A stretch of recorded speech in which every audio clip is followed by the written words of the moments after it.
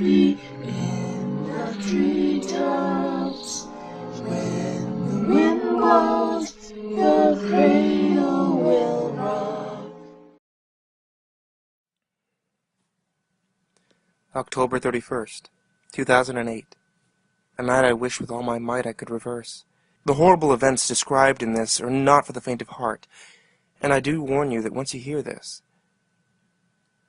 it'll come for you next. But to understand what I'm talking about, let me rewind 2 weeks prior to the incident. It was a normal day out. My friends and I were sitting outside of the local gas station just screwing around, except Paul. He was really quiet. He had been that way since we dared him to go into the haunted forest. At the time, we just saw it as a harmless prank and didn't believe in such things. We were dead wrong. He stood up, motioned his girlfriend Lacey over to the side to talk to her. We couldn't make out what he was saying, but we heard her cry and run off. When I asked him about it, he just shook his head. I ran up to her, expecting a breakup or something, but she told me that he had said nothing, which was the problem. Since we had dared him to go to the forest, it was like the life had been drained out of him. She was worried that he would try to kill himself. I saw the fear spreading through her eyes. Stay with him tonight.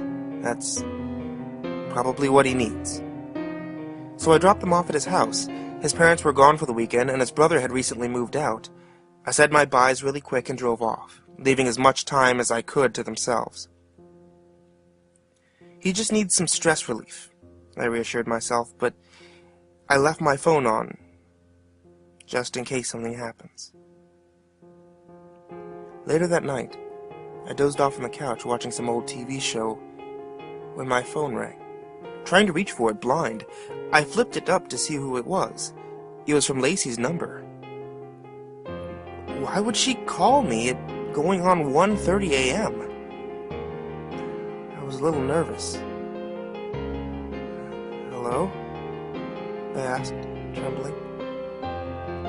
I understand now. To understand, you must go in the forest, she said in a very low, monotonous voice. Wait, what are you talking about? Come back to the house and look in his attic. Your question will be answered. And silence.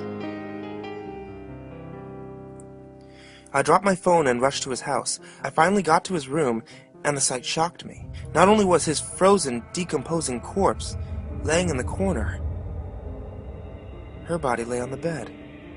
It looked like she'd been slashed down the chest by an animal. There were no prints to suggest that.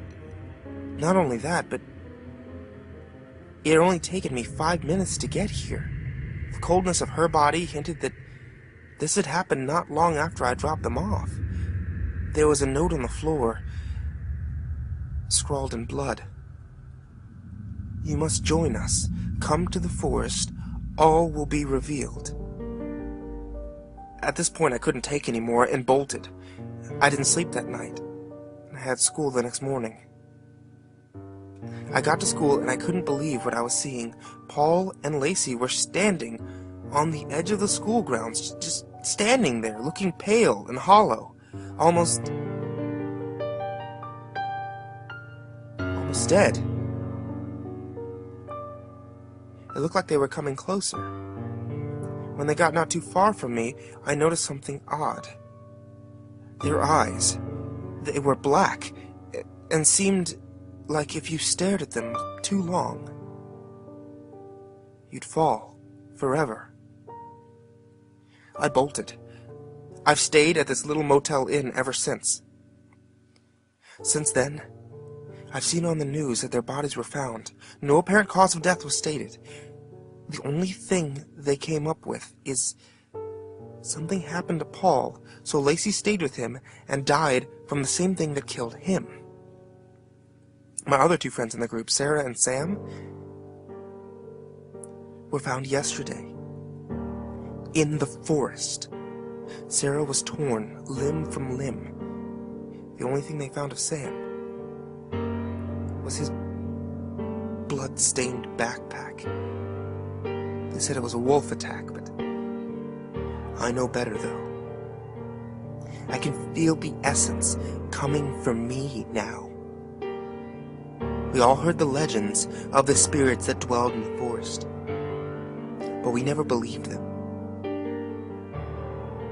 I guess when we sent Paul in there, we disturbed their hallowed space that lay untouched for centuries.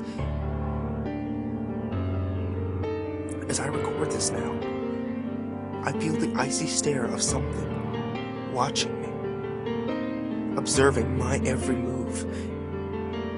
I feel it coming for me. I just thought I'd warn you. If you ever get the warning signs, leave before it finds you.